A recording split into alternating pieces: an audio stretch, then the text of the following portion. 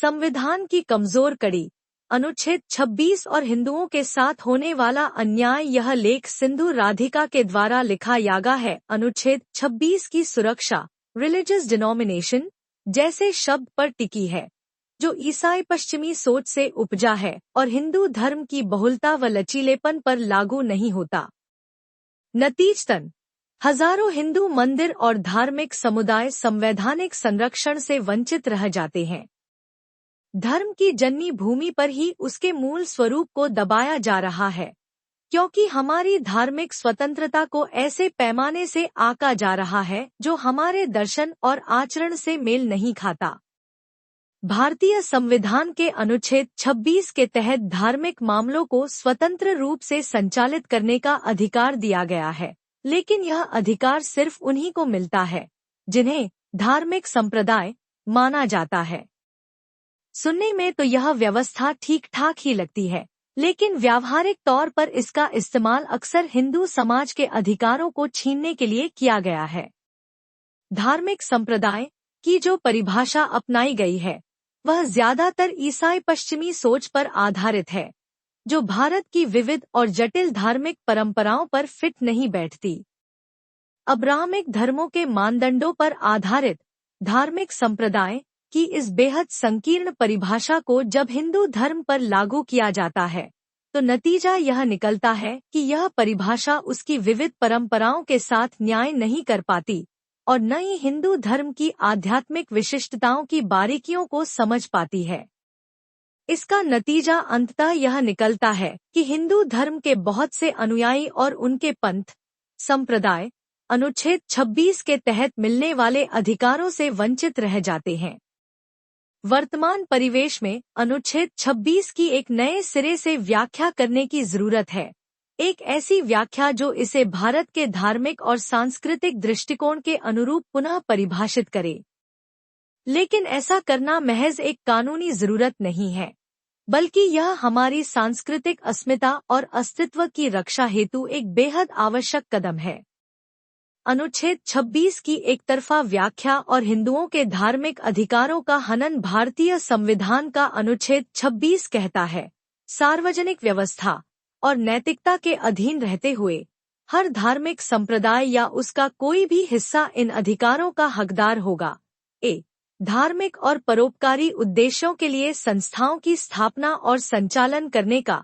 B धर्म से जुड़े मामलों में अपने कार्यों का खुद प्रबंधन करने का। सी चल और अचल संपत्ति रखने और अर्जित करने का।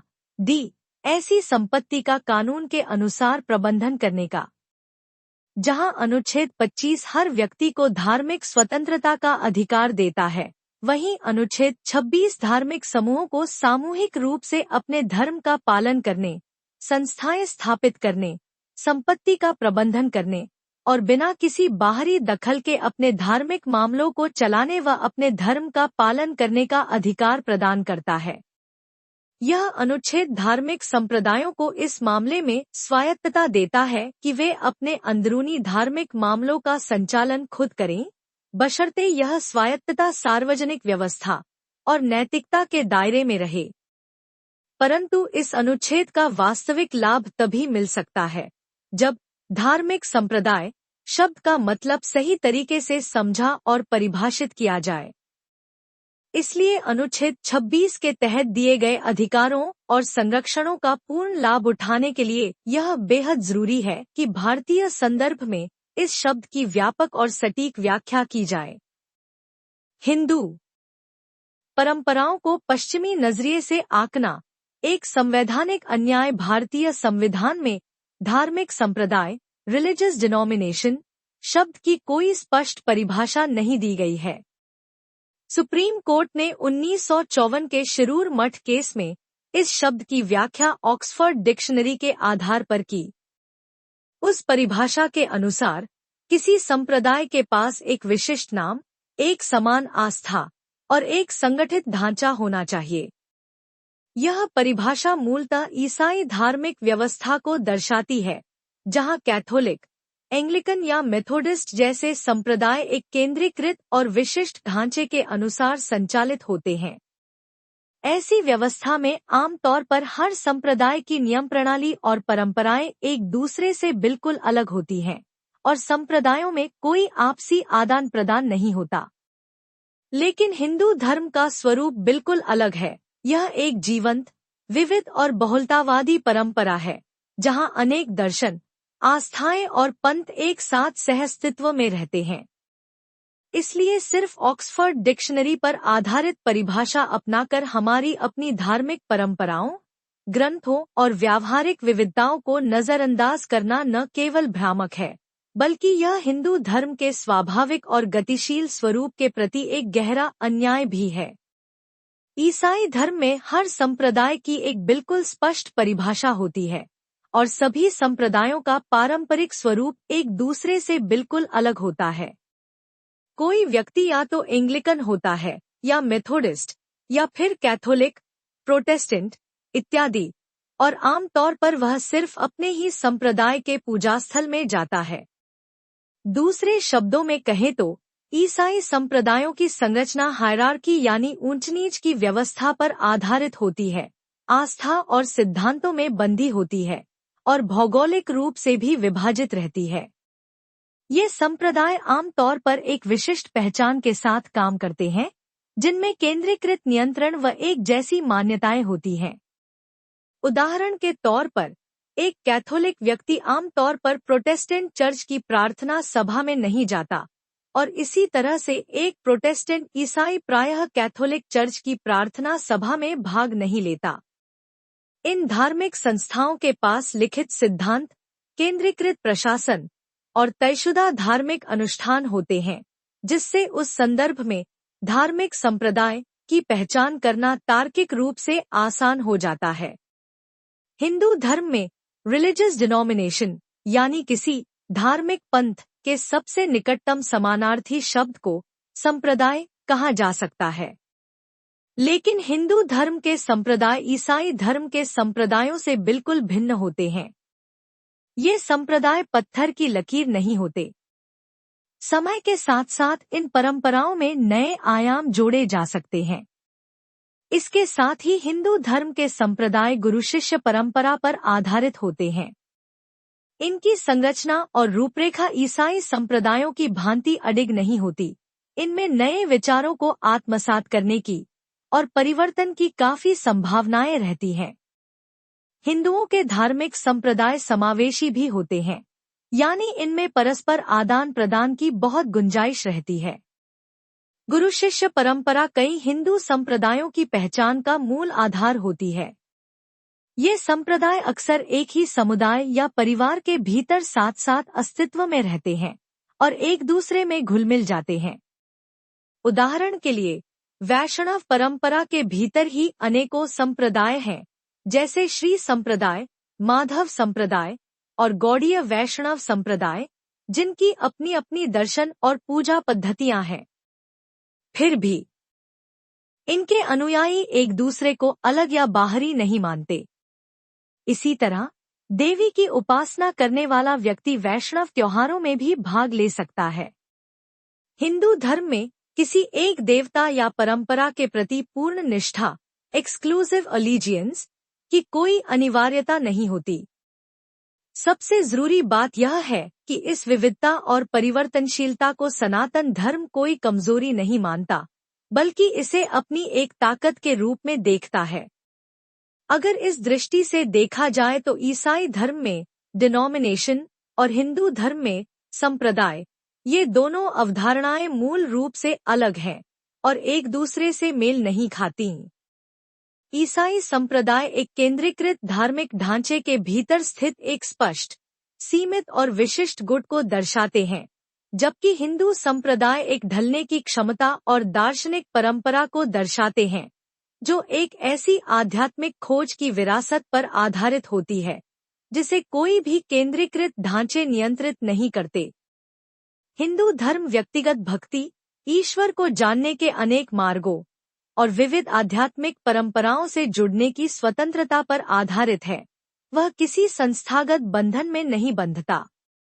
ईसाई धर्म के सख्त सांप्रदायिक ढांचे के विपरीत हिंदू संप्रदायों में एक अद्भुत परिवर्तनशीलता होती है, जहां व्यक्ति एक से अधिक परंपराओं से जुड़ सकता है और बिना किसी बंधन के एक संप्रदाय से दूसरे, दूसरे से तीसरे और फिर वापस पहले में अपनी आस्थानुसार सहज रूप से आ जा सकता है। भारत के हिंदू परिवारों में यह सामान्य बात है कि एक ही घर में अलग अलग देवी देवताओं की पूजा होती है और उनकी साधना या तो विभिन्न संप्रदायों से जुड़ी होती है या फिर किसी भी औपचारिक संप्रदाय का हिस्सा नहीं होती। सच्चाई तो यह है कि हिंदुओं की आबादी का लगभग 2/3 हिस्सा स्वयं को किसी विशिष्ट संप्रदाय से जोड़कर नहीं देखता। लेकिन हिंदुओं के इस आध्यात्मिक लचीलेपन को उनकी धार्मिक अपरिपक्वता मानना एक बड़ी भूल होगी, बल्कि यह तो हिंदू दृष्टिकोण में निहित गहरे बहुलवाद और आध्यात्मिक स्वतंत्रता की परंपरा को दर्शाता है। लेकिन यही समायोजन क्षमता, जो हिंदू धर्म की आत्मा और संस्कृति का अभिन्न हिस्सा है, जब कानूनी और प्रशासनिक ढांचों की बात आती है तो इसकी सबसे बड़ी कमजोरी बन जाता है। इसके पीछे की वजह यह है कि इन ढांचों की नींव अब्राहमिक सोच से प्रभावित मानकों पर रखी गई है, जो हिंदू परंपराओं की प्रकृति से मेल नहीं खाते। भारतीय न्यायपालिका का रवैया इस समस्या को और भी अधिक जटिल बनाता है, जो आज भी धार्मिक संप्रदाय जैसे शब्दों की व्याख्या एक सख्त, चर्च केंद्रित और पश्चिमी धर्मशास्त्र पर आधारित दृष्टिकोण से करती है। भारतीय सभ्यता और इसकी परंपराओं की गहराई को समझने के बजाय हमारी अदालतें अब भी औपनिवेशिक काल की परिभाषाओं का सहारा लेती हैं, जो हिंदू संदर्भ के लिए न केवल अनुपयुक्त हैं, बल्कि हिंदुओं के धार्मिक अधिकारों की रक्षा के दृष्टिकोण से अक्सर अन्यायपूर्ण भी साबित होती हैं। इस औपनिवेशिक सोच की छाया जब संवैधानिक व्याख्या पर पड़ती है, तो उसका सीधा असर हिंदू समुदायों के अधिकारों पर होता है। इसके फलस्वरूप हिंदुओं के अधिकार आज भी अनेकों शर्तों के दायरे में बंधे हुए हैं और एक योजनाबद्ध ढंग से लगातार कमजोर बनाए जाते रहे हैं।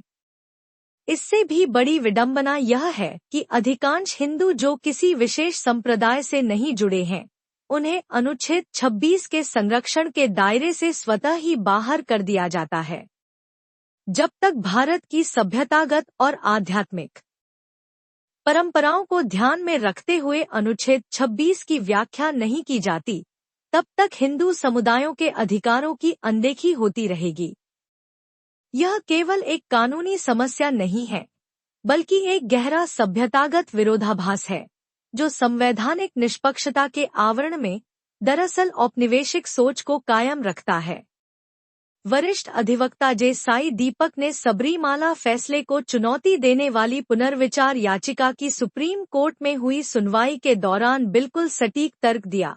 अनुच्छेद 26 के हिंदी संस्करण में प्रयुक्त संप्रदाय शब्द भारतीय संदर्भ में धार्मिक पंथों को अधिक सटीक रूप से दर्शाता है, जबकि डिनोमिनेशन शब्द विशुद्ध रूप से ईसाई धर्म से जुड़ा हुआ है और इसलिए हिंदू संप्रदायों को समझने के लिए उसका उपयोग नहीं किया जा सकता। अनुच्छेद 26 के संरक्षण से कैसे हिंदुओं को वंचित रखा जाता है? अनुच्छेद 26 की इस रामक और पक्षपातपूर्ण व्याख्या का सबसे स्पष्ट और चिंताजनक नतीजा है हिंदू मंदिरों पर सरकार का लगातार नियंत्रण। यदि कोई मंदिर किसी औपचारिक रूप से मान्यता प्राप्त मठ या धार्मिक संस्था के अधीन नहीं आता, तो उसे अनुच्छेद 26 के संरक्षण का पात्र ही नहीं माना जाता। अब सबरीमाला मंदिर का मामला ही ले लीजिए। सुप्रीम कोर्ट ने अयप्पा भक्तों को धार्मिक संप्रदाय मानने से इनकार कर दिया और इस तरह उन्हें अनुच्छेद 26 के तहत मिलने वाले संवैधानिक संरक्षण से वंचित कर दिया। Leverage their networks and experience to personally advocate with Governor Gavin Newsom, advising him that continued community support would, in part, depend on his decision to veto SB 403. While Newsom did veto the bill, the entire SB 403 episode highlighted a critical gap in Hindu American civic engagement. Incidentally, SB 403 was introduced by Aisha Wahab, the first Afghan American and Muslim elected to the California State Senate. It is illustrative of how our adversaries make full use of their power base to bring down Hindu identity and institutions. Risks of continued indifference. The absence of institutional advocacy poses significant risks for Hindu Americans, particularly in a rapidly evolving socio-political landscape. Several potential consequences loom large. Political marginalization. Like other minority groups, particularly Muslim Americans, continue to build political power, Hindu Americans risk being sidelined in policy discussions. Cut चुकी है। चित्रापुर सारस्वत ब्राह्मण एक विशिष्ट मठ, कर्नाटक के शिराली में स्थित चित्रापुर मठ से जुड़े हुए हैं। मौजूदा कानूनी व्याख्या के अनुसार इस समुदाय के लोग सिर्फ उसी मठ के संदर्भ में अनुच्छेद 26 के अधिकारों का दावा कर सकते हैं। लेकिन अगर इसी समुदाय का कोई व्यक्ति व्यक्तिगत रूप से किसी देवी के मंदिर या किसी अन्य ऐसे मंदिर से गहरा भावनात्मक और आध्यात्मिक जुड़ाव रखता है जो उस मठ से जुड़ा हुआ नहीं है, तो उस मंदिर के संरक्षण या प्रबंधन को लेकर उसके पास अनुच्छेद 26 के तहत कोई कानूनी अधिकार नहीं है, चाहे उसकी श्रद्धा कितनी भी प्राचीन, गहन और निरंतर क्यों न हो। इसका अर्थ यह है कि न्यायपालिका अब भक्ति और आस्था को मान्यता नहीं देती।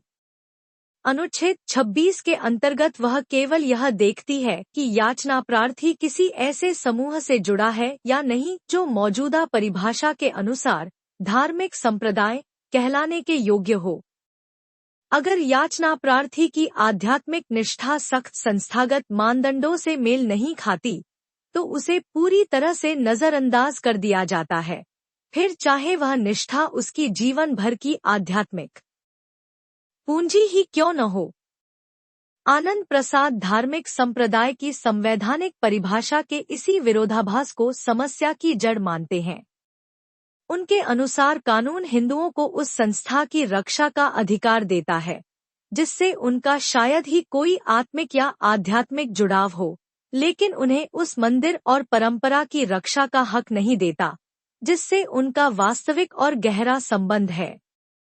अधिकारों की यह अजब हेरफेर, जहां संवैधानिक संरक्षण व्यक्ति की जीती जागती श्रद्धा के बजाय केवल संस्थागत ढांचे पर आधारित होता है, साफ दिखाता है कि कैसे अनुच्छेद 26 उन अनगिनत हिंदुओं के लिए लगभग अप्रभावी हो चुका है जो औपनिवेशिक सोच से प्रभावित हो गढ़ी गई धार्मिक संप्रदाय की परिभाषा में फिट नहीं बैठते।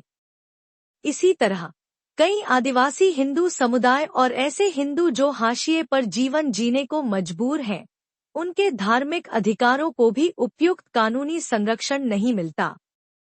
ऐसे समुदाय अक्सर स्थानीय देवी देवताओं की पूजा करते हैं और इनकी धार्मिक परंपराएं भी लिखित रूप से संहिताबद्ध यानी कॉडिफाइड नहीं होती, बल्कि मौखिक रूप से एक पीढ़ी से दूसरी पीढ़ी तक पहुंचती हैं। इन समुदायों का कोई औपचारिक मठ या संरचित संप्रदाय भी नहीं होता। नतीजतन ये समुदाय भी अनुच्छेद 26 के तहत गारंटीकृत सामूहिक धार्मिक अधिकारों का दावा करने से वंचित रह जाते हैं। आस्था, परंपरा और पूजा पद्धतियों की निरंतरता होने के बावजूद वे कानूनी मान्यता से मात्र इसलिए वंचित रह जाते हैं क्योंकि उनका धार्मिक ढांचा औपचारिक या संस्थागत नहीं है। आज के भारत में, जहां अंतरजातीय और अंतर समुदाय विवाहों का चलन तेजी से बढ़ रहा है और आध्यात्मिक साधनाएं जाति और संप्रदाय की सीमाओं से परे जाकर विकसित हो रही हैं, यह मानना कि अपने धार्मिक अधिकारों की रक्षा सुनिश्चित करने के लिए किसी व्यक्ति का एक औपचारिक धार्मिक संप्रदाय का हिस्सा होना जरूरी है, न सिर्फ एक घिसी पिटी रूढ़िवादी सोच है, बल्कि साफ तौर पर निरर्थक और हास्यास्पद भी है। सरकार द्वारा उन मंदिरों पर नियंत्रण बनाए रखना जो किसी मठ या संस्थागत संप्रदाय से नहीं जुड़े हैं, और साथ ही हिंदू संस्थानों पर अनुच्छेद 26 का चयनात्मक रूप से लागू किया जाना केवल अन्यायपूर्ण ही नहीं, बल्कि स्पष्ट तौर पर एक दोहरा मापदंड है। हिंदू धर्म पर ईसाई धर्म की रिलीजियस डिनोमिनेशन जैसी अवधारणा थोपना उसकी सभ्यतागत गहराई को नकारने के बराबर है। यह धार्मिक मामलों की एक बेहद सतही और सरलीकृत व्याख्या है, जो हिंदू धर्म की सांस्कृतिक और सभ्यतागत गहराई को सिरे से नकारती है। हिंदू धर्म की संरचना मूलतः विकेंद्रीकृत है, यानी इसका कोई ऐसा केंद्रीय ढांचा या नियमावली नहीं है जिसका अनुसरण करने के लिए सभी हिंदू बाध्य हों। इसमें विविध संप्रदाय और व्यक्तिगत साधना के मार्ग निहित है। साथ ही इसमें दार्शनिक समायोजन क्षमता भी है, जिसे चर्च जैसे सख्त ढांचों में बांधना न तो संभव है और न ही उचित। हमें जरूरत है कि हम ईसाई या अब्राहमिक मॉडलों की कानूनी नकल न करें, बल्कि धार्मिक संप्रदाय की एक मूलतः भिन्न और धर्मसम्मत व्याख्या विकसित करें, जो भारत की अपनी सभ्यता, परंपरा और धार्मिक विविधता को सही रूप से प्रतिबिंबित करे, न कि उसे विदेशी ढांचों में जबरन फिट करने की कोशिश करे।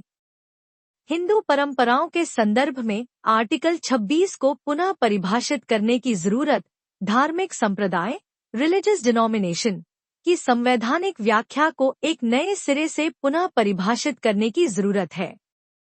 इस शब्द की कानूनी व्याख्या हिंदू धर्म की सभ्यतागत विरासत और उसके आध्यात्मिक सार को ध्यान में रखकर होनी चाहिए। संविधान की व्याख्या औपनिवेशिक सोच या ईसाई धर्मशास्त्र के नजरिए से नहीं की जानी चाहिए। इसकी जगह भारतीय अदालतों को भारतीय ज्ञान परंपराओं से जुड़कर एक ऐसी कानूनी सोच अपनानी चाहिए जो हमारी संस्कृति में रचीपसी हो और हर परंपरा को समान रूप से स्थान देने वाली हो। ध्यान देने योग्य बात यह है कि संविधान का हिंदी संस्करण रिलीजियस डिनोमिनेशन के लिए संप्रदाय शब्द का प्रयोग करता है, और संप्रदाय शब्द काफी हद तक हिंदू धार्मिक परंपराओं की बारीकियों को प्रतिबिंबित कर पाता है, जबकि रिलीजियस डिनोमिनेशन शब्द हिंदू धर्म की सूक्ष्मताओं और गहराइयों को चिन्हित करने में असफल रहता है। मोनियर विलियम्स की संस्कृत डिक्शनरी जैसे शास्त्रीय स्रोतों में संप्रदाय को उस आध्यात्मिक परंपरा, मत या गुरु शिष्य परंपरा के रूप में परिभाषित किया गया है जो पीढ़ी दर पीढ़ी मौखिक रूप से आगे बढ़ती है। यह व्याख्या हिंदू आध्यात्मिक परंपरा की उस जीवंत और लचीली प्रकृति को दर्शाती है जो संस्थागत दायरों की कैद से बाहर है। अगर न्यायपालिका ने संविधान के हिंदी संस्करण और उसमें निहित भारतीय आध्यात्मिक विरासत की सूक्ष्मता और गहराई पर गंभीरतापूर्वक विचार किया होता, तो उनके निष्कर्ष शायद बिल्कुल अलग होते। हिंदी संस्करण की अनदेखी करके न्यायालयों ने शायद एक ऐसा ढांचा अपनाया जो संविधान की सभ्यतागत भावना के साथ पूरी तरह मेल नहीं खाता। एक अहम सवाल है कि क्या सिर्फ इसलिए कि संविधान के अनुच्छेद 394(2) में लिखा है कि हिंदी अनुवाद का अर्थ अंग्रेजी वाले से मेल खाना चाहिए, हम रिलीजियस डिनोमिनेशन जैसे औपनिवेशिक शब्द को संप्रदाय जैसे गहरे और सांस्कृतिक रूप से समृद्ध शब्द पर हावी होने दें? या फिर हमें संप्रदाय को उसके मूल भारतीय अर्थ में समझना चाहिए, यानी उसकी व्याख्या उसी रूप में करनी चाहिए जिस रूप में वह हिंदू धर्म की संरचना और परंपरा के भीतर स्वाभाविक रूप से कार्य करता है। हिंदुओं के धार्मिक अधिकारों के संरक्षण की दृष्टि से अनुच्छेद 26 के तहत पूछा जाने वाला सबसे अहम सवाल यह नहीं होना चाहिए कि क्या कोई हिंदू किसी मान्यता प्राप्त संप्रदाय से जुड़ा है, बल्कि यह होना चाहिए क्या उस हिंदू का किसी परंपरा, मंदिर, संस्था या देवी देवता से वास्तविक और आत्मिक संबंध है। अगर हाँ, तो फिर उस व्यक्ति को अनुच्छेद 26 के अंतर्गत अधिकार मिलने ही चाहिए। यह अधिकार उन बाहरी लोगों को नहीं मिलना चाहिए जिनका न तो उस परंपरा से कोई संबंध है और न ही कोई आध्यात्मिक जुड़ाव, चाहे वे खुद को भले लोग या गुड समारितन ही क्यों न कहें। लेकिन जिन श्रद्धालुओं का उस परंपरा या मंदिर से सच्चा संबंध है, उन्हें इस अनुच्छेद के अंतर्गत पूरी सुरक्षा मिलने चाहिए, भले ही उनकी आस्था पश्चिमी धार्मिक ढांचे के मानकों में फिट न बैठती हो। अनुच्छेद 26 संविधान की एक व्यापक व्यवस्था का हिस्सा है। धर्म कोई सरकारी कागजी व्यवस्था नहीं है, यह आत्मा से जुड़ी हुई एक गहरी आध्यात्मिक भावना है जिसे किसी ऑर्गेनाइजेशनल चार्ट के माध्यम से समझा नहीं जा सकता। वकील आनंद प्रसाद ने बहुत सटीक रूप से कहा है, अगर मान लीजिए अनुच्छेद 25 और 26 हटा भी दिए जाएं, तब भी धार्मिक स्वतंत्रता का अधिकार अनुच्छेद 21 के अंतर्गत ज्यों का त्यों रहेगा, क्योंकि अपने धार्मिक मामलों का संचालन करने की आजादी भी निजी स्वतंत्रता, पर्सनल लिबर्टी के व्यापक अर्थ में ही आती है। न्यायपालिका को यह बात समझनी होगी कि अनुच्छेद 25 और 26, अनुच्छेद 21 यानी जीवन और व्यक्तिगत स्वतंत्रता के अधिकार से गहराई से जुड़े हुए हैं। आध्यात्मिक स्वतंत्रता, पूजा करने का अधिकार और अपने धार्मिक मामलों का संचालन करने का हक, ये सब व्यक्तिगत स्वतंत्रता, पर्सनल लिबर्टी के मूल तत्व हैं। अपने विश्वास का पालन करने की आजादी, धार्मिक संस्थाओं को संचालित करने का अधिकार और पवित्र परंपराओं को संजोए रखने की स्वतंत्रता, ये सभी अनुच्छेद 21 में गहराई से निहित हैं। जिस तरह निजता का अधिकार और सम्मानपूर्वक जीवन जीने का हक व्यक्तिगत स्वतंत्रता का अभिन्न हिस्सा माने जाते हैं, उसी तरह धार्मिक स्वतंत्रता और अपने आध्यात्मिक मामलों का प्रबंधन करने का अधिकार भी व्यक्ति की स्वतंत्रता का एक अनिवार्य पहलू होना चाहिए। यह समझना बेहद जरूरी है कि अनुच्छेद 25 और 26, जो धार्मिक स्वतंत्रता और संस्थागत स्वायत्तता की रक्षा करते हैं, उनकी संवैधानिक व्याख्या भी उतनी ही गहराई और सूक्ष्मता से होनी चाहिए, जिस बारीकी और गहराई से अनुच्छेद 21 की व्याख्या की गई है। जहां एक और अनुच्छेद 21 को न्यायपालिका ने समय के साथ व्यापक और गहन व्याख्या के जरिए मजबूत किया है, वहीं अनुच्छेद 25 और 26 की व्याख्या में उस तरह की गहराई और दूरदर्शिता देखने को नहीं मिलती। अब इस बात को लेकर धीरे धीरे समझ बढ़ रही है कि इन महत्वपूर्ण संवैधानिक अधिकारों की व्याख्या उतनी गंभीरता से नहीं की गई है और इन्हें परिभाषित करने में वैसी संवेदनशीलता नहीं दिखाई गई है जैसी की अपेक्षा थी, खासकर हिंदुओं की धार्मिक परंपराओं के संदर्भ में। अगर संविधान की आत्मा का वास्तव में सम्मान करना है, तो अनुच्छेद 25 और 26 की व्याख्या उदार दृष्टिकोण से और भारत की सभ्यतागत व आध्यात्मिक विरासत की गहराई को समझते हुए की जानी चाहिए।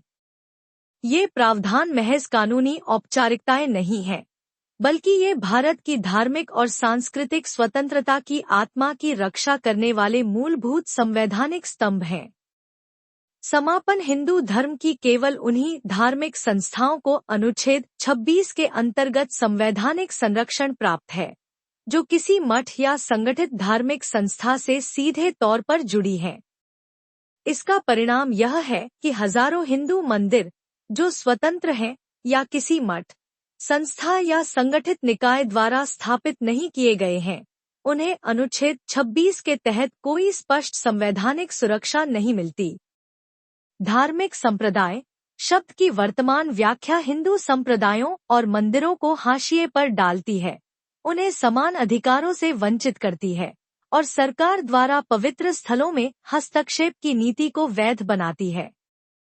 यह सिर्फ एक कानूनी खामी नहीं, बल्कि एक गहरी सभ्यतागत अवहेलना है, जहां करोड़ों हिंदुओं की जीवंत, विविध और बहुरूपी आस्था को एक ऐसे कानूनी ढांचे के तहत अदृश्य बना दिया गया है जो हिंदू धर्म की बहुल, लचीली और विकेंद्रित प्रकृति को समझने में असमर्थ है। जिस देश की नैतिकता और दर्शन की जड़ें धर्म में गहराई से समाई हों, उसके लिए यह किसी भी तरह से स्वीकार्य नहीं हो सकता कि उसके स्वदेशी आध्यात्मिक अधिकारों की व्याख्या औपनिवेशिक मानसिकता तय करे। अनुच्छेद 26 को हिंदू धर्म की बहुलता, संप्रदायों की विविधता और धर्म आधारित जीवन दृष्टि के आलोक में एक नए सिरे से समझने और परिभाषित करने की तत्काल आवश्यकता है। यह सिर्फ एक कानूनी सुधार नहीं, बल्कि भारत की सभ्यतागत आत्मा को पुनः प्रतिष्ठित करने की दिशा में एक बेहद महत्वपूर्ण कदम है। जैसा कि ऋग्वेद में कहा गया है, एकं सद्विप्रा बहुधा वदन्ति, सत्य एक है, ऋषि उसे अनेक नामों से पुकारते हैं। यह शाश्वत ज्ञान हिंदू धर्म की आत्मा को दर्शाता है, एक ऐसी सभ्यता जो विविधता को विभाजन नहीं, बल्कि धर्म के ढांचे के भीतर बसी आध्यात्मिक एकता और उदारता की जीवंत अभिव्यक्ति के रूप में अपनाती है। लेकिन दुर्भाग्यवश यही विविधता, जो कभी हमारी सभ्यतागत शक्ति की पहचान थी, आज इसे लेकर कई तरह की भ्रांतियां फैल रही हैं। उसके पीछे की वजह यह है कि वर्तमान समय की न्यायिक व्याख्याएं भारत की आध्यात्मिक परंपरा को अक्सर पश्चिमी धर्मशास्त्रीय सोच के चश्मे से देखती हैं। इसका नतीजा यह निकलता है कि कई हिंदू संप्रदायों को अनुच्छेद 26 के तहत धार्मिक संप्रदाय के रूप में मान्यता पाने के लिए बहुत ज्यादा संघर्ष करना पड़ता है। इसलिए नहीं कि उनमें आस्था या आध्यात्मिकता की कोई कमी है, बल्कि इसलिए कि धार्मिक आस्था को जांचने परखने वाला कानूनी नजरिया ही हिंदू परंपराओं की जीवंत, विविध और विकेंद्रित प्रकृति के अनुरूप नहीं है। यह विरोधाभास इस बात को दर्शाता है कि हिंदू धार्मिक परंपराओं के संदर्भ में अनुच्छेद 26 की एक नए सिरे से व्याख्या करने की जरूरत है। हिंदू धर्म के मूल स्वरूप के प्रकाश में धार्मिक संप्रदाय की कानूनी व्याख्या का एक ऐसा मूल्यांकन होना चाहिए जो यह स्वीकार करे कि हिंदू जीवन की धार्मिक आस्था एक गहरे व्यक्तिगत, लचीले और विविध अनुभव के रूप में अभिव्यक्त होती है और हमेशा धर्म की जड़ों से गहराई से जुड़ी रहती है। अगर हिंदुओं के धार्मिक अधिकारों की रक्षा के संदर्भ में अनुच्छेद 26 का वास्तव में कोई अर्थ है, तो उसे भक्तों और ईश्वर के बीच के इस पवित्र, आत्मीय और बेहद निजी संबंध की रक्षा करनी होगी, बजाय इसके कि भक्तों को इसलिए दंडित किया जाए क्योंकि उनकी आस्था पश्चिमी संस्थागत ढांचों के मानदंडों में फिट नहीं बैठती। हिंदू धर्म ईसाई धर्म नहीं है, मंदिर चर्च नहीं है और संप्रदाय डिनोमिनेशन नहीं है, कम से कम उस धर्मशास्त्रीय थियोलॉजिकल अर्थ में तो नहीं जो अब्राहमिक परंपराओं पर आधारित है। अनुच्छेद 26 अब किसी बंद फाटक की तरह नहीं रह सकता, जिसकी चाबी केवल कुछ गिने चुने विशेष लोगों के पास हो। उसे अब संविधान की वह ढाल बनना होगा जो हर उस भक्त की रक्षा करे जो श्रद्धा, सत्य और धर्म की पगडंडी पर निष्ठा से चलता है। अब वक्त आ गया है कि हम इस अनुच्छेद की धूल जमी व्याख्या को फिर से लिखें, अपने अधिकारों की लौ फिर से जलाएं और यह सुनिश्चित करें कि हमारा संविधान भारत की आत्मा की बोली बोले, ना कि किसी बीते हुए साम्राज्य की उधारी जुबान। यह सिर्फ कानून की बात नहीं, यह सभ्यता की पुनर्स्मृति है, आत्मा की पुकार है।